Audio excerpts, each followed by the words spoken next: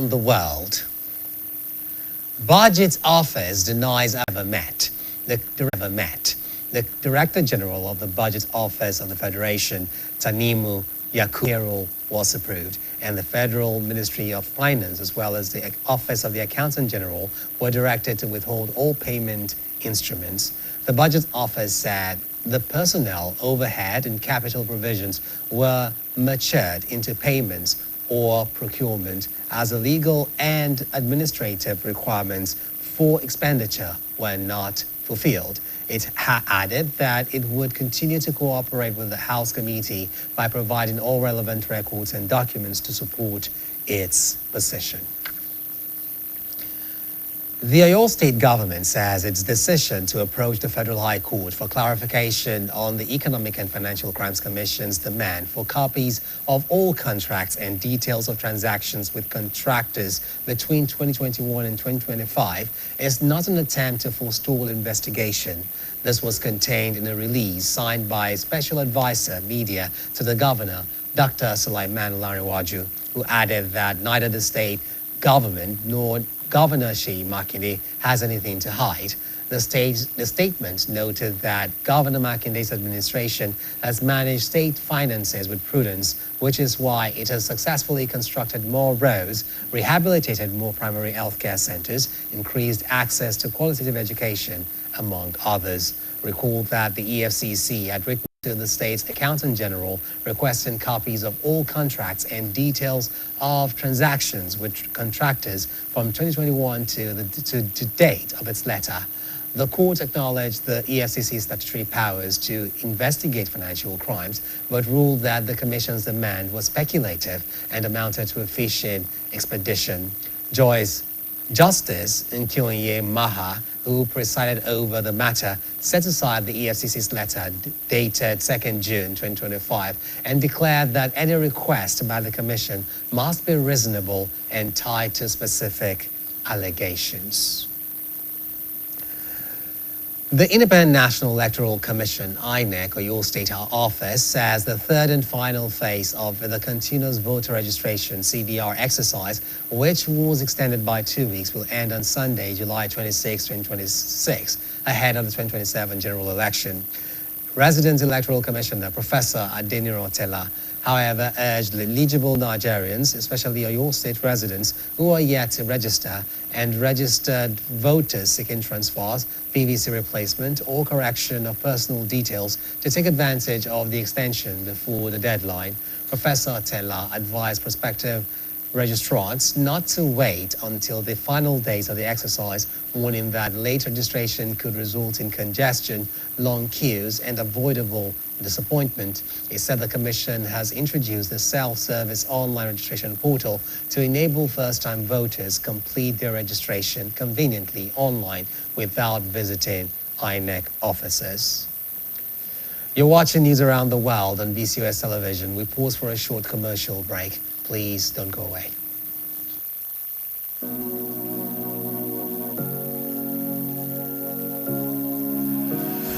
Tell them they go, but they wait for me. If you feel the body, you go pray for me. I'm back at them and move our body dangerously.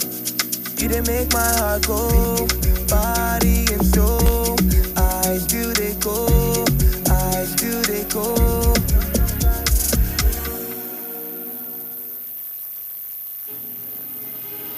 Excuse me, ma. This is your 100% woman here. Babes, are you sure you want to spend this much on hair? Since your landlord just increased rents, I saved for this one separately on Money Point. Ma, you say you save on Money Point? Yes. This madam Money Point here, the array of your dryer there is target savings Money Points I used to have it. The rest of this my sub is fixed savings Money Points I used to do it. The salary of this my staff is save as you transact. Jennifer, Money Point save as you transact. Money Point fixed savings and Money Point target savings. What's up? Why did I don't contribute to it? Why should they?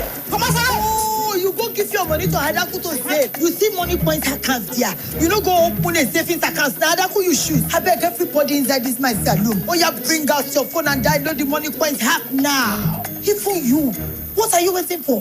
Download the Money Points app now. Adaku, wow, Money Points account. Money Point, made for your progress. The joys of life are found in moments. Moments that makes us wonder, then fill our hearts with laughter. Moments we risk it all for a craving, but the reward makes it all worth it. Moments when you remind everyone of your greatness. Moments when you feel like you need a hero. Then you realize you're the hero you've always needed.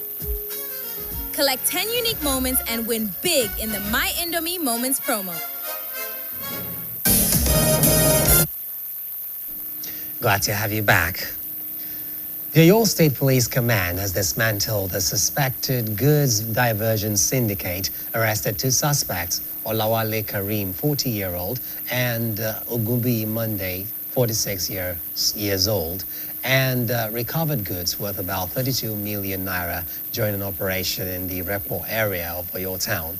Police Public Relations Officer DSP Ayanlade Olayinka said operatives of the command monitoring unit acted on credible intelligence to raid the syndicate's hideout, leading to the recovery of an Iveco truck with Lagos registration number MUS 809XY, loaded with 570 bags of guinea corn, allegedly diverted while being transported from Kaduna State. According to the police, preliminary investigations revealed that the suspects are members of a syndicate involved in diverting goods in transit for financial gain. While both men reportedly confessed their roles in the crime, the command also appealed to transporters, logistics operators, business owners, and members of the public to remain vigilant and report suspicious activities through the appropriate security channels. Security at the grassroots received a boost in Oluyole local government area of Oyo State with the commissioning of a community Amotekun security post at Ayegun-Olomi, one of the state's fastest growing residential communities. The project is aimed at strengthening intelligence gathering, improving emergency response, and enhancing the safety of lives and property within the area. Staff reporter Adebayo Abdurrafi was there to bring the details. Morality and the good use of mankind. I have my position in this particular project.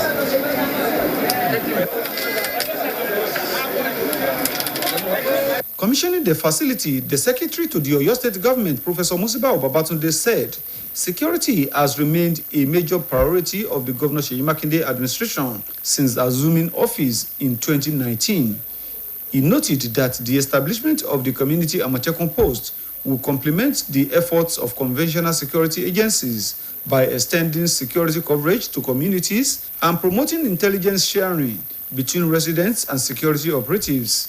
Professor Babatunde commended the chairman of Oluyole local government, Engineer Akintunji, for initiating the project, describing it as a practical demonstration of the government's commitment to tackling insecurity at the grassroots. What the government is doing in addressing insecurity challenges, especially at the grassroots level. Having an Amotekun office, being open this particular community, whereby there is no security coverage from the Nigerian police, it's going to go a long way to give assurances to the citizens and the residents of Ayegun-Olomi community. In his remarks, the deputy governorship candidate of the Allied People's Movement, APM, in Oyo State, Engineer Muftau Opun-Salau, described security as the primary responsibility of every government and called for greater investment in community-based policing. He also advocated the speedy establishment of state police to further strengthen the protection of lives and property, while applauding the council chairman for supporting the operation of the Amotekun Corps and other security agencies. We are not surprised. He has been a performing chairman since from the inception, and that has been the reason why the composition of the leadership of our party have decided to elevate him. Earlier, the chairman, Oluyole local government, Engineer Akim Olatunji, explained that the project was initiated by members of the Ayegun-Olomi community before the council intervened to complete it. He said the council also provided water, electricity, and motorcycles to support the operations of the Nigerian Forest Security Services and the Nigerian Security and Civil Defense Corps, NSCDC. According to him, the location of the security post was carefully chosen because of the rapid development of the area, its proximity to the Ibadan Circular Road, and the distance residents previously traveled before accessing security services. I can say it's one of the fastest developing community probably in Nigeria. So, but I'm very close to the Circular Road. So, by virtue of that, the security of our people has to be at the front burner. So that's why we decided to put this one here. At least residents of this area to report to the nearest station. It's Asayo, which is about several miles away from here. Traditional rulers, community leaders, and residents commended the initiative, expressing optimism that the security post will curb criminal activities and create a safer environment for residents and businesses. The event was attended by traditional and community leaders from Ayegun, Olomi, and Olojoro communities and featured the presentation of motorcycle to the Amotekun Corps, the Nigerian Forest Security Services, and the Nigerian Security and Civil Defense Corps to strengthen security operations in the area.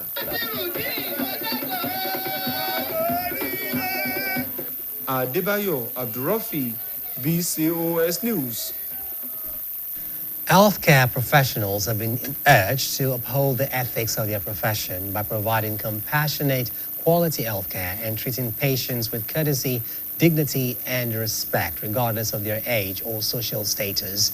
The call was made by public affairs analyst Pa Ademola Adebola and the chairperson of the National Association of Nigerian Nurses and Midwives, University College Hospital Chapter, Comrade Olufumilola Faminu, during a discussion on alleged assaults on nurses, matters arising on the BCOS Current Affairs Breakfast Program, AM 120. Our reporter, Shokunbi Tobiloba, monitored the program. Our report is presented by Fidora Afolabuyi. Recent allegations of assault on nurses, including reported incidents at Adeoyo Hospital, have renewed concerns over the safety of healthcare workers and the quality of patients' care in Nigeria. The incidents have also sparked fresh debates on professionalism, effective communication, and mutual respect between healthcare providers, patients, and their relatives. Speaking on AM 120, public affairs analyst Pa Ademola Adebola condemned all forms of assault against healthcare workers, describing such acts as unlawful and unacceptable. While acknowledging the concerns of nurses, he however expressed reservations about the proposed industrial action by the union, insisting that dialogue and institutional reforms would better address the issues. Pa Adegbola attributed some of the recurring challenges in the health sector to declining professional standards, inadequate manpower caused by brain drain, and increasing pressure on the nation's healthcare system. If the people are aware that there's somebody that can caution them, that can arrest them and take them to book, they wouldn't have done this. And it's normal. Very, very normal. In fact, I don't know why you have to be lawless in a situation of insanity. You should pocket. When you leave your home, you should know you are in government's hands. Even when you are at home and you are playing sand, disturbing your neighbor, they have a right to caution you. How can you go to hospital and be beaten? Do you know the health situation of you and the doctor? Is he also well? So is the nurse also well? So I don't think it's very awful. It should be discouraged. And if they have any means of protecting their own interests, they should do it. Also speaking, Chairperson of the National Association of Nigeria Nurses and Midwives, UCA Chapter, Comrade Olufumilola Faminu, said nursing practice is regulated by established professional ethics and legal frameworks. She explained that assault on nurses often arise from the emotional distress of patients' relatives, compounded by the shortage of nursing personnel in public health facilities. Comrade Faminu noted that hospitals have measures in place to prevent and respond to such incidents, including prompt security intervention, psychological support for affected personnel, collaboration with regulatory agencies, and prosecution of offenders where necessary. And as at the time the incident occurred, there was their reporting system, because for us in this state, we have a clear reporting system on cases of assault. And so there was no reporting system that would enable the offender, the person to be apprehended immediately. And so for us in UCH, we have relationship with everybody within our own community such that such cases are treated immediately, and we try to prevent reoccurrence as much as possible and create awareness that our staff, they are not to be assaulted, they are not to be beaten, they are doing their job. The guests called on governments at all levels to strengthen the healthcare sector through improved welfare for health workers, increased recruitment of nurses, enhanced security in health facilities, and sustained enforcement of professional standards. They also stressed the need for appropriate disciplinary action against any healthcare worker found guilty of professional misconduct, while urging members of the public to resolve grievances through lawful channels rather than violence. We're due for another timeout. Please don't go away. The joys of life are found in moments that makes us wonder, then fill our hearts with laughter. Moments we risk it all for a craving, but the reward makes it all worth it. Moments when you remind everyone of your greatness. Moments when you feel like you need a hero. Then you realize you're the hero you've always needed. Collect 10 unique moments and win big in the My Indomie Moments promo. Welcome back. Managers and professionals from various organizations have gathered in Ibadan for the 2026 Mid-Year Management Training Program organized by Red Alert Consults Limited. The program features practical and interactive sessions designed to strengthen teamwork, leadership, critical thinking, and workplace efficiency. BCOS reporter Fedora Folagwe has more. Red Alert Consult Limited has commenced its 2-day 2026 Media Management Training Program with participants drawn from different organizations across the country. Themed Total Quality Management, beating competition at its own game. The program is aimed at equipping organizations with practical strategies to enhance performance, maintain competitiveness, and promote a culture of continuous improvement. Now in its 27th edition, the annual training provides a platform for participants to evaluate organizational performance, exchange ideas, and acquire skills needed to achieve operational excellence. The opening day featured practical exercises including bullseye shooting, table tennis, locate the treasure, package presentation, spelling contest, and backward counting challenges. Participants divided into Team Red and Team Orange engaged in the activities under the leadership of selected team captains and secretaries. The exercises were designed to build teamwork, communication, leadership, coordination, concentration, and healthy competition. 75 again. 50. Yes. Still straight. 10.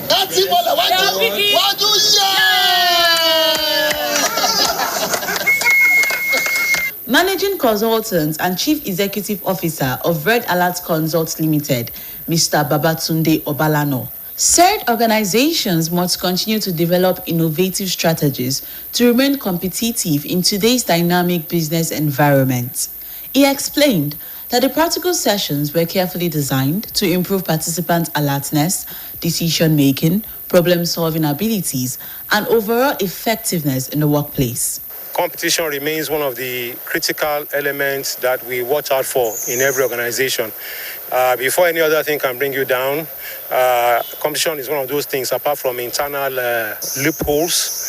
Those are things that can bring a company down. So what we're trying to do was to do critical team building activities as well as case study. Some participants described the training as practical, engaging, and insightful, saying the exercises enhance their teamwork, critical thinking, mental alertness, and capacity to deliver better results in their respective organizations. It's been a long time that I've engaged myself in exercises, but having come here today, I passed through some exercises which I have already been feeling in my body. It's just to make one think critically. Instead of doing things individually, it promotes teamwork. We've learned the aspect of total quality, how it can enhance our mental reasoning. The first day's activities ended with a briefing ahead of the classroom session scheduled for the second day, while participants were also given assignments before the close of the day's program.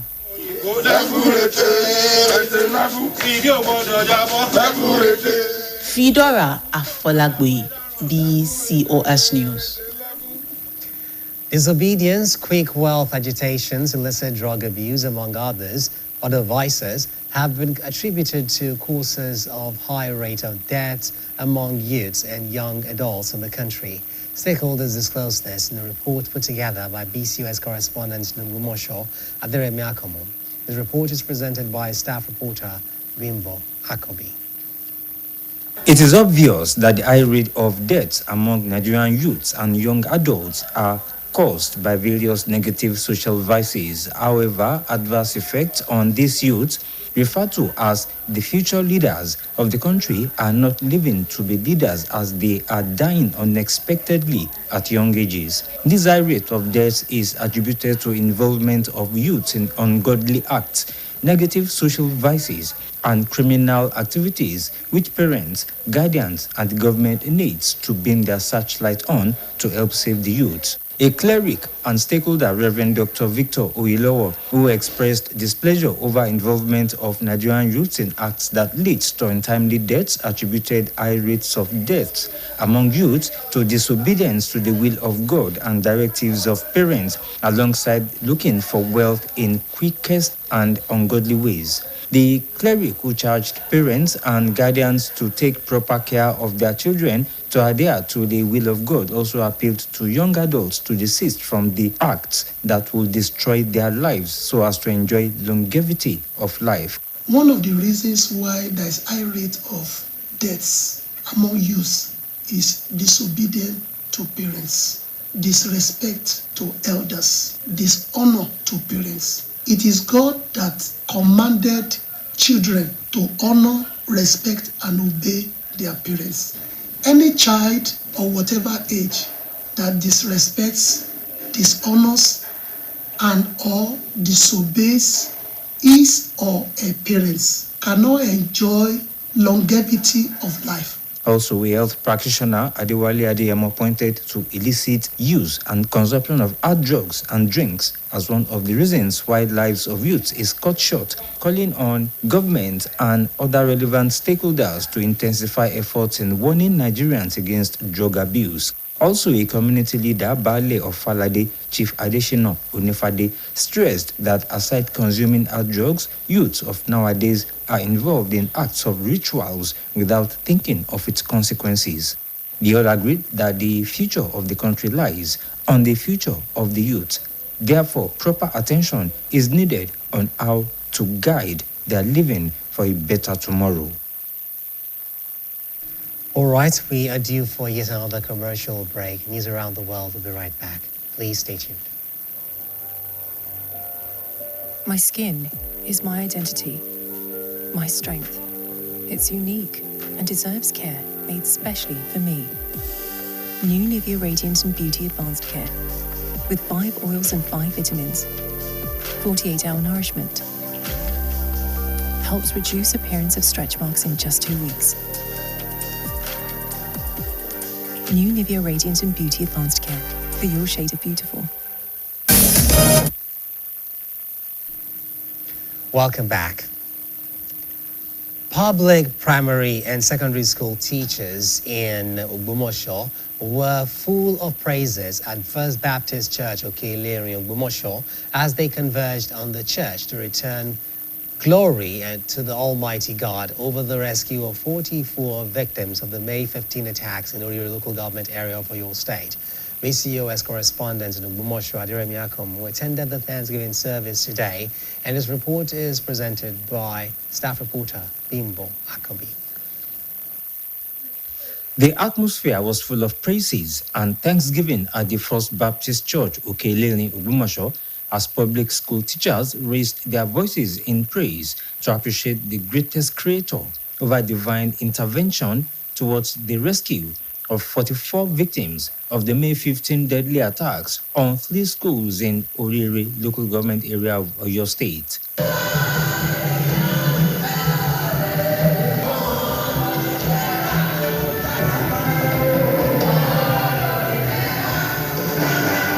The 3 schools are Community High School, Auru Esiele, LA Basic School, Auru Esiele, and First Baptist Church Nursery and Primary School, Yawota. The victims were allegedly released without ransom on Friday, July 10, 2026, and discharged in batches after receiving the final medical treatment at the Ladoke Akintola University of Technology Teaching Hospital, Ogbomoso. In his remarks, the Permanent Secretary and Tutor General, Oyo State Teaching Service Commission, Ogbomoso Office, Dr. Mrs. Salimat Ayeboyin, who spoke through our Director of Administration, Mr. Michael Ojelabi, and the State Universal Basic Education Board, SUBEB, Secretary in Ogbomoso North, Mrs. Alice Adepoju, who spoke on behalf of our colleagues in Ogbomoso Zone, said, though 3 lives were lost to the attacks, but TESCOM, NUT, along other education stakeholders, will still be praising God in all situations. It is indeed fitting that we have gathered in the presence of Almighty God to thank Him for His faithfulness, protection, and abundant blessings over the teaching profession and the education sector in Ogbomoso. Also, the Nigerian Union of Teachers, NUT Zonal Chairman, Comrade BC Adeyinka, ANCOP State Secretary, Comrade Dele Omololu, and AFSAN Chairman in Surulere Local Government, Mr. Olaniyo Matthew, praised the Lord for the rescue of the abducted victims, charging teachers not to entertain any fear because all measures have been put in place by the state government to secure lives of teachers and students across the state. They all commended the state and federal governments over the rescue efforts of 44 victims, appealing to teachers to support all policies on education in progressing the education sector and the state in general. The Thanksgiving program was attended by retired principals, serving principals, and teachers of public schools across the zone. All right, the newly built Olunde GRA Central Mosque, constructed in memory of late Alhaja Hafsat Bada, wife of renowned Islamic scholar and chief imam of Oluyole Central Mosque, Alhaji Mudashir Bada, has been inaugurated amidst pomp and pageantry. The event also featured the turbaning of Alhaji Fatiu Alakinla as the pioneer imam of the mosque. Staff reporter Gumisola Adebayo reports that the ceremony attracted prominent Islamic clerics, government officials, and other dignitaries, including the chief imam of Ibadan land, Sheikh Abdul Ghani Agbotomogikiri, and the deputy governor of Oyo State, represented by Deputy Governor of Oyo State, Barrister Bayo Lawal. The inauguration of the Olunde GRA Central Mosque was a memorable occasion as the mosque, built by the chief imam of Oluyole Central Mosque, Alhaji Mudashir Bada, was dedicated to the memory of his late wife, Alhaja Hafsat Bada.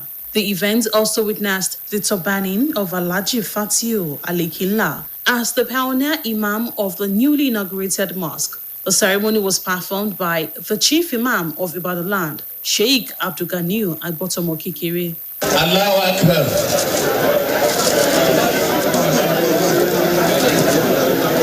Aṣọ àbọ̀ àṣírí Ọlọ́run ni wọ́n dábò yìí. Bí ọ̀pá àṣẹ náà lé wọn lọ́wọ́ báyìí. Ló kọ́ bàbá ìmọ̀mọ́ àgbà.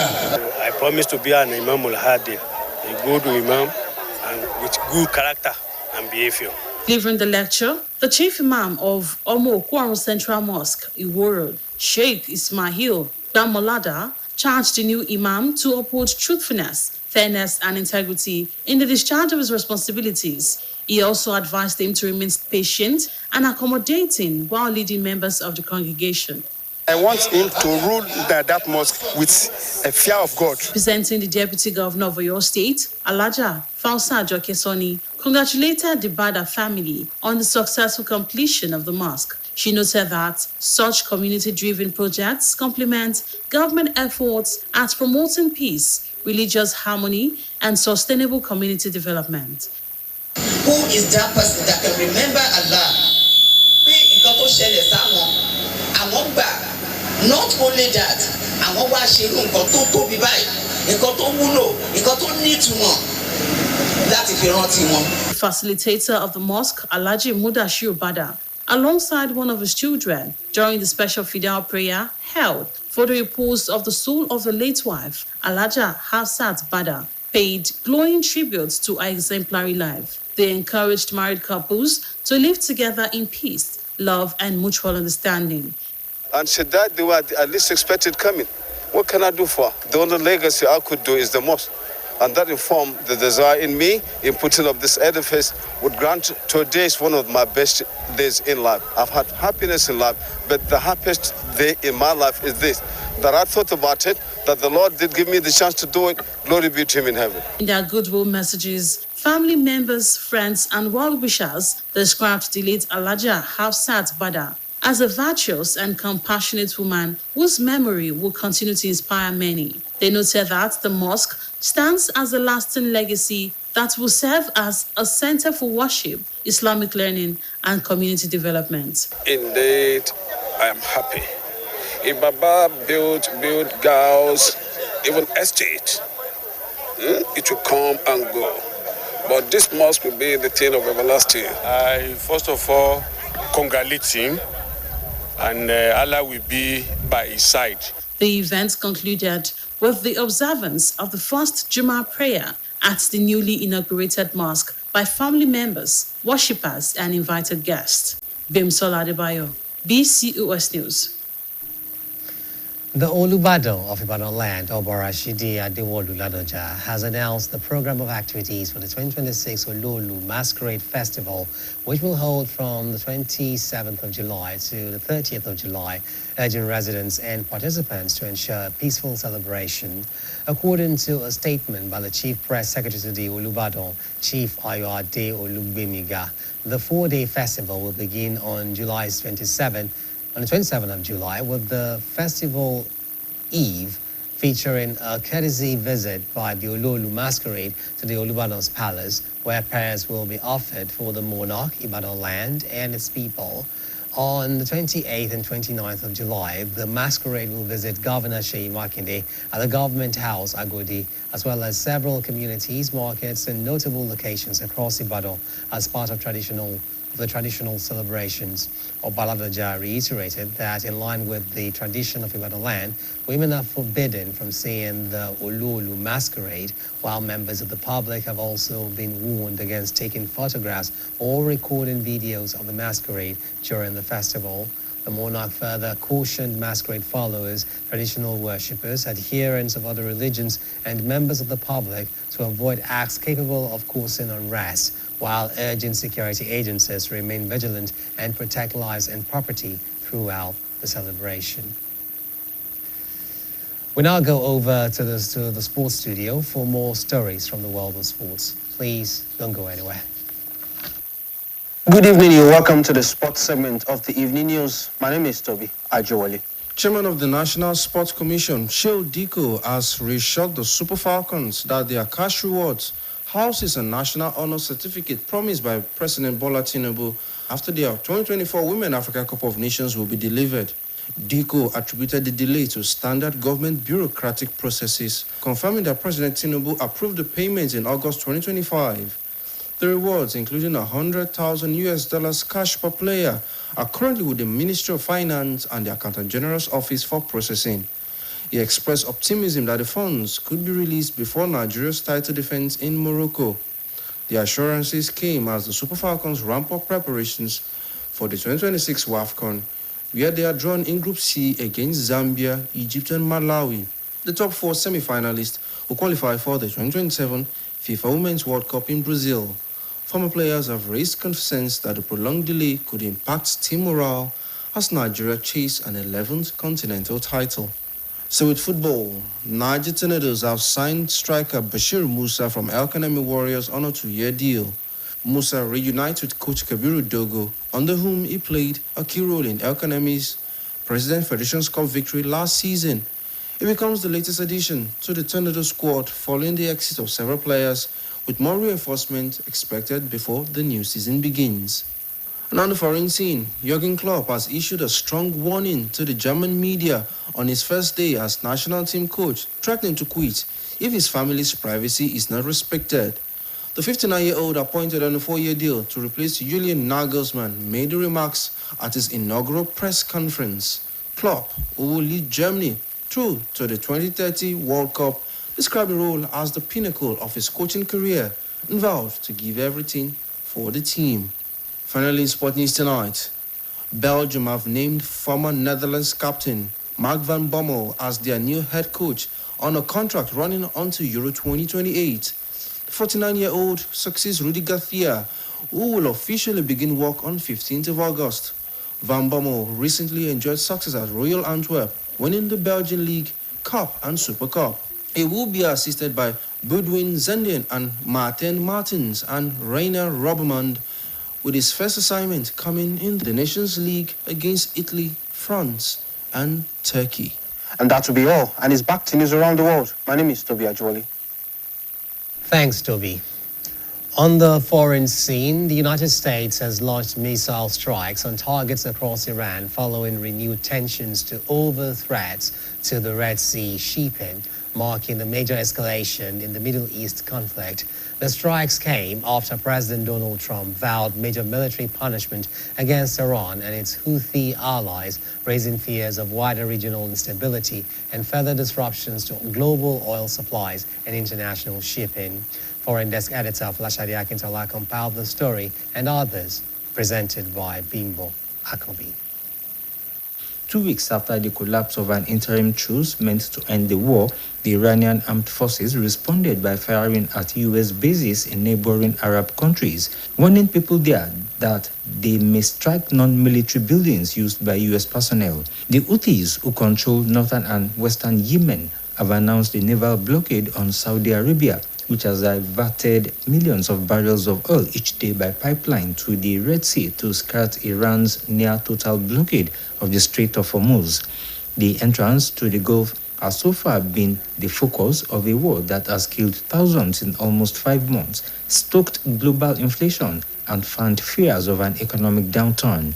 The Houthi fighters struck 2 Saudi tankers on Thursday in the Red Sea's Bab el-Mandeb Strait, boosting oil prices 7% to top $100 per barrel for the first time since May. In the meantime, the United States has imposed new tariffs on 60 trading partners in the latest escalation in the trade war reignited by U.S. President Donald Trump when he returned to office last year.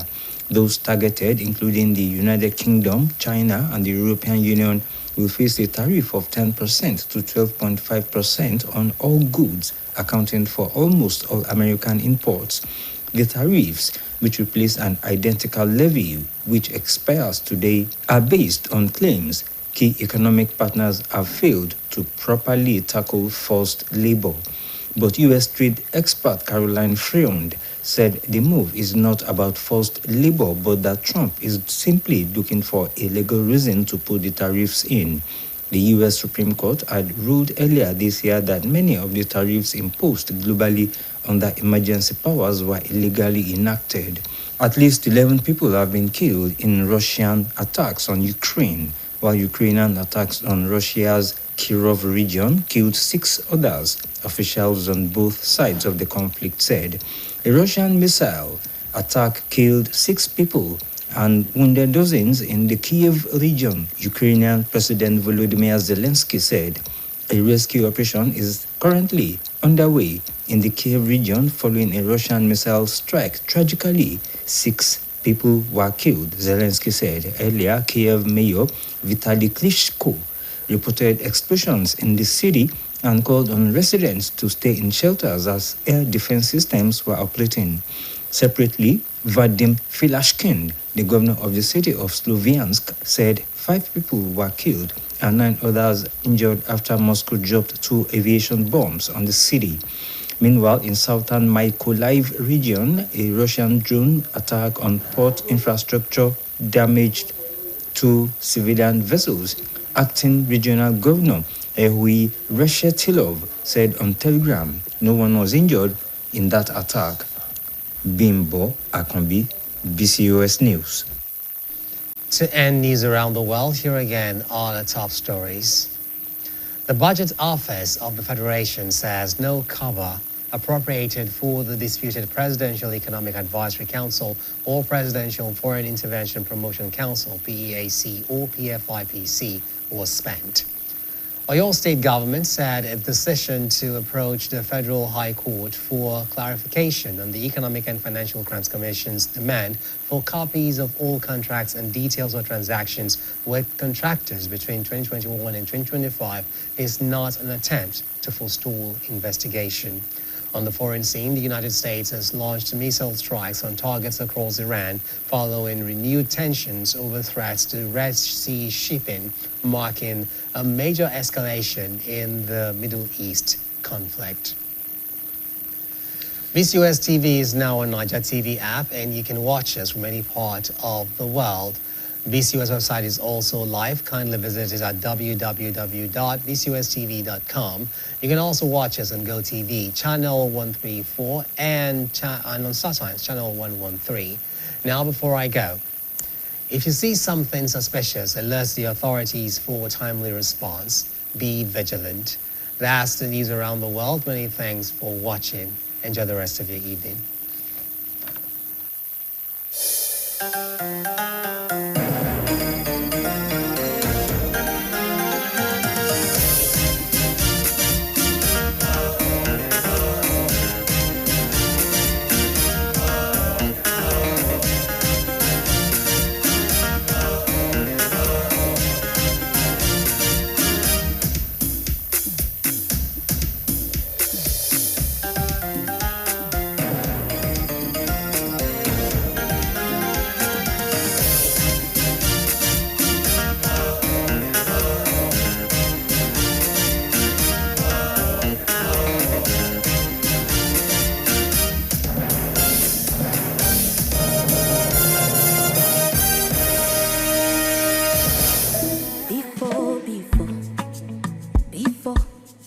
My family can go 1 week without drama. 1 week, one wahala. Mama, brother, papa, sister, before. Any beef supposed stay inside bottle. Maggi Star is crafted from fermented soybeans, onions, chili flavor, and cloves in a way only Maggi knows. Okay, now my Maggi native.